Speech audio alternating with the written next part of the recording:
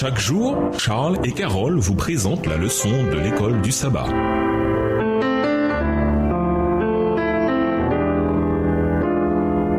Bienvenue dans votre émission Dieu nous parle. Nous voilà à la leçon 4, l'unité par l'humilité. Étude de la semaine, Philippiens 2, versets 1 à 8, Jérémie 17, verset 9, Philippiens 4, verset 8, 1 Corinthiens 8, verset 2, Romains 8, verset 3, Hébreux 2, verset 14 à 18.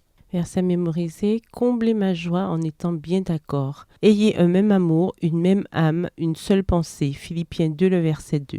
L'unité est une force, mais savoir ce qui est vrai n'est pas la même chose que faire ce qui est vrai. Nous échouons tous parfois, malgré nos meilleurs efforts pour parvenir à l'unité. Cependant, ce n'est pas la même chose que de saper délibérément l'unité. Il n'est pas surprenant que tandis que Paul continue d'écrire aux Philippiens, il veut qu'ils aient une même âme, une seule pensée. Paul fonde la nécessité de l'unité sur les enseignements et l'exemple de Jésus. C'est un thème que nous trouvons d'un bout à l'autre du Nouveau Testament et notamment dans les Épîtres. La désunion dans l'univers est venue de l'orgueil et de la soif de pouvoir de seul ange au ciel. Ce sentiment se propagea rapidement dans un environnement pourtant parfait, voire Ésaïe 14 et versets 12 à 14. Puis il s'implanta en Éden par le biais d'un mécontentement similaire envers les règles que Dieu avait mises en place et d'un désir d'atteindre une sphère plus élevée que celle prévue par Dieu. Genèse 3, les versets